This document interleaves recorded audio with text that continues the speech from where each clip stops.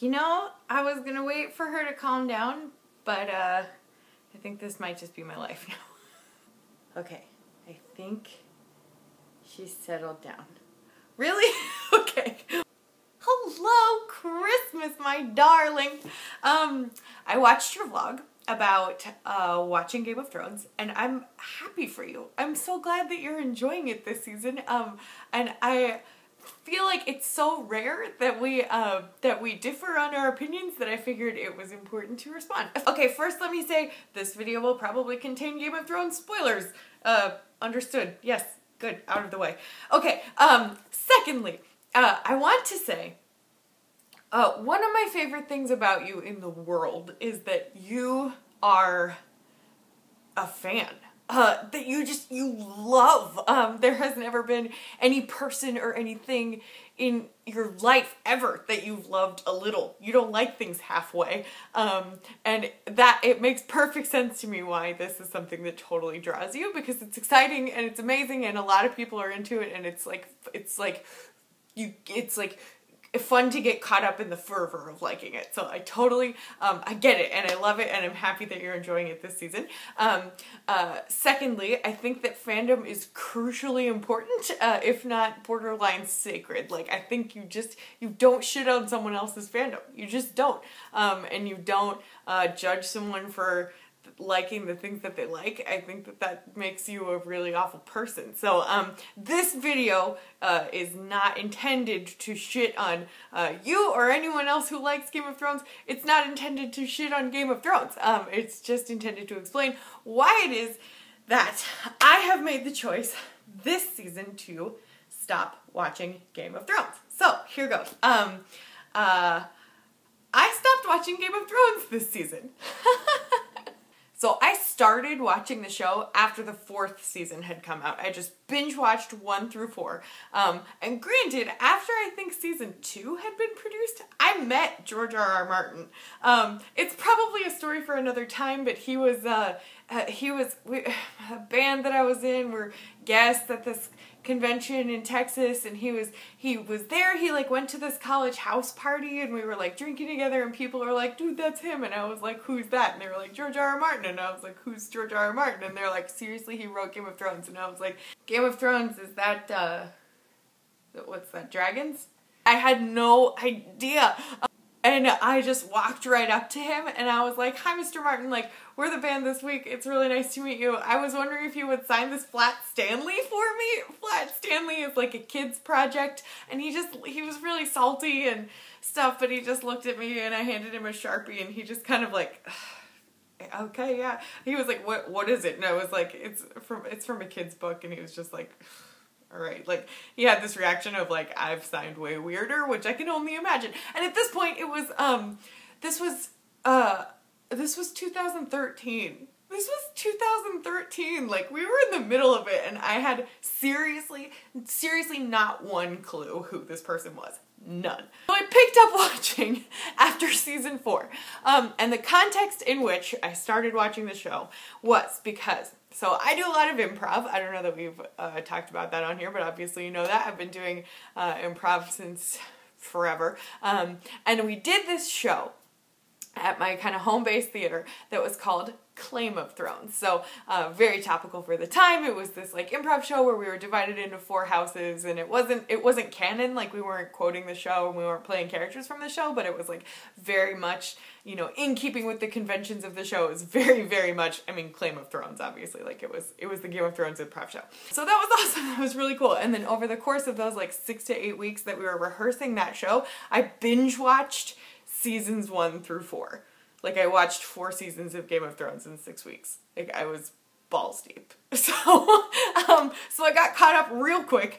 And then the show was about to open. I have pictures of this somewhere. It was really good.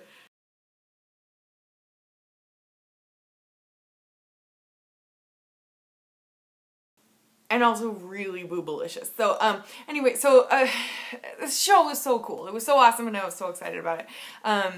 And I was all caught up on Game of Thrones. And opening night came, we started performing this show. We performed it over the course of 2 months. And the 2 months that we performed it over was when season 5 was coming out. So my experience as like a late ad fan, if you will, was coming, you know, to the theater, and there's a paying audience sitting, and we're like getting into costume and whatever, and like we come out and we've all seen the same episode, so we come out and it's like an improv show, and it's like, hey, you guys see that little kid get burnt at the stake?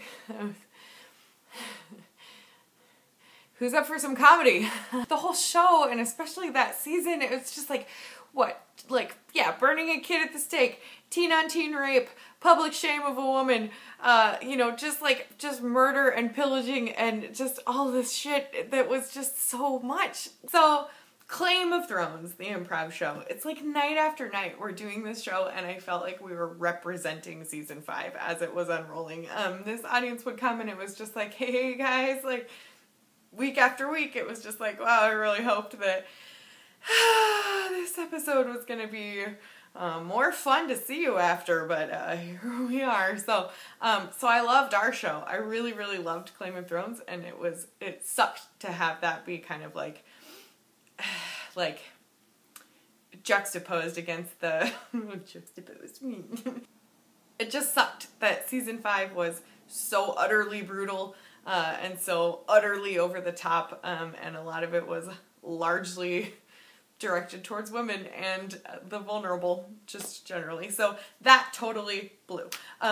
However, okay, bear with me on this.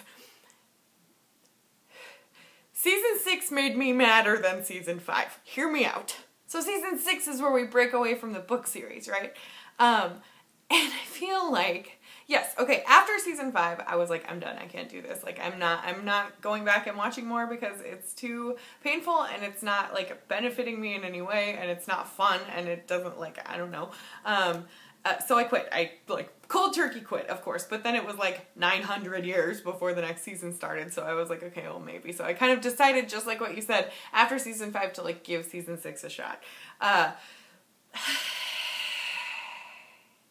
Here's what I hate about season 6. Okay, I'm glad that firsthand I've never really had to experience this, but here's what it makes me think of. Okay, when people are in relationships and stuff and they fight really dirty, like in an argument, they just like hurl insults at each other and like say things that they know are gonna like hurt people, get under each other's skin.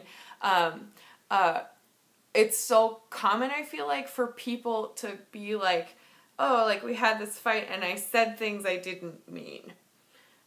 Well, that's not alright with me. Like, that doesn't fly with me. You did mean them. In the moment, that was something that you meant. And you said it because it was in your head and you meant it. Like, no matter how terrible it was, and no matter how, like, you know, no matter how hyperbolic it might have been as far as like what you feel, like you said the thing in the moment, and now it's not that you said things you didn't mean, it's that you don't like the consequences of the thing that you said, so you're backpedaling. That's how I feel about HBO.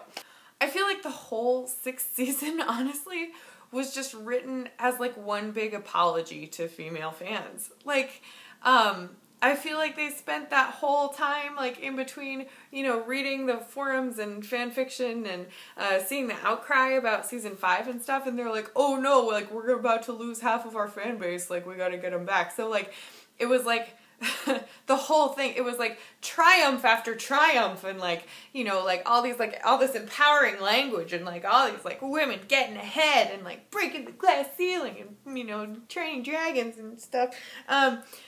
Like, that's all well and good, but you should be doing that anyway. You shouldn't be doing it because you are apologizing for a graphic rape scene that you condoned a couple episodes ago. Season 6 just rang totally hollow to me. It seemed really disingenuous.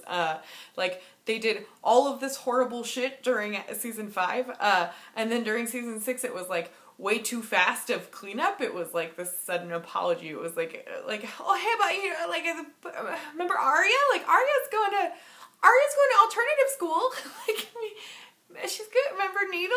You like Needle? And, you know, you're right that Cersei's dominating being the queen, and Sansa's learning to, like, have agency and, like, be here. I don't know why I said it like that. Agency is important. Sansa's learning to have agency as her own person. There we go. You know, I mean, obviously, oh my god, Brienne of Tarth. Holy shit. Okay, that's a different vlog. I love her so much. Oh my god, I love her. Okay. But I don't know. For me, it was way too little, way too late. And if they were going to make season 6 and presumably 7 be like the big, you know, triumph of the women and, you know, big apology for fucking them all over, like, maybe you didn't have to fuck them over in the first place. I saw this headline that was George R. R. Martin being like, oh, the fans guessed what happened in the story. And I was like, did they, or was there no story yet? So that brings me to this season. I'm not watching. And it is so liberating. Here's the final thing that I want to put out there. Okay, I want to make an example of 2 other shows that were this kind of like cultural phenomenon. The first is Lost. Okay, Lost was coming out when I was in college, right? And I had my boyfriend at the time, and also a lot of our friends were older, and they were watching Lost all together. So it started when they had moved down to LA, and they were down there for a while, and it was like this big thing where they would like meet up in the living room and watch it. They all kind of trickled back, and then the Lost watching party was happening in my living room while I was in school. So as Lost just unraveled, especially towards the end of the series, it was like everyone all along, there had just been these arguments of like, they know what they're doing, right? Yeah, they know exactly what they're doing. We're going to tie up these loose ends. We are, aren't we? Oh my god, we didn't tie anything up. Like, I've never seen the last episode of Lost. Like, I know roughly how it ends, but like, it broke a lot of hearts. And a lot of those hearts were people I cared about. Like, come on, man. Anyway, so I didn't finish Lost, and I feel like I'm better for it. The second example that I want to make is Breaking Bad. Breaking Bad is a masterpiece. Let's put that out there. Like, I got to the end of Breaking Bad, and I was just like, why did I do this to myself? Why did I finish Breaking Bad when I knew episode after episode that it made me feel bad? I didn't get joy from it. Like, why? Anyway, I feel like it's a few years later now, and personally, I think I would be better off having just watched the first couple of seasons of Breaking Bad. I think that's just true. Here's what's wonderful about not watching Game of Thrones right now.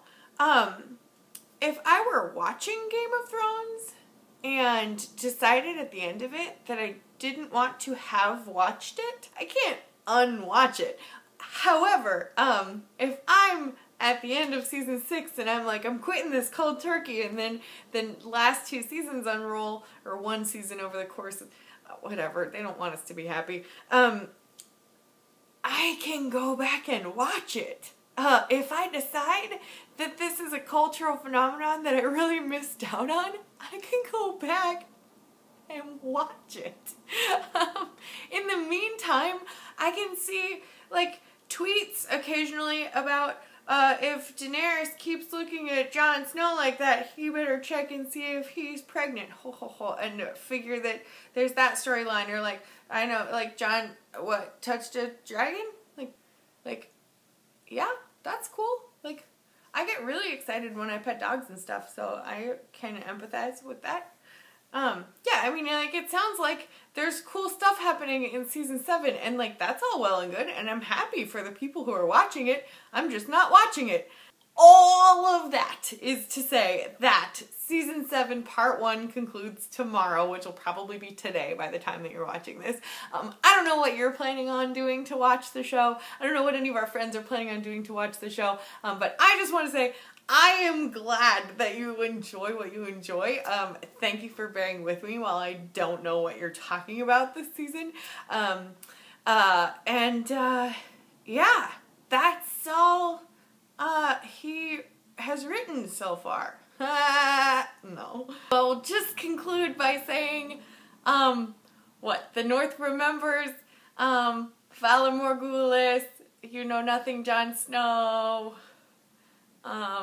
Lannister always pays their debts, And finally, my watch is ended. And hold the door. Okay, bye. Okay, all I'm saying is I just want a family sitcom spin-off that's just Sam and Gilly and Little Sam, and Hodor is their neighbor on one side, and then Ygritte is the sassy best friend. But that's all I want. Is that so much to ask? Okay, that's it. Bye.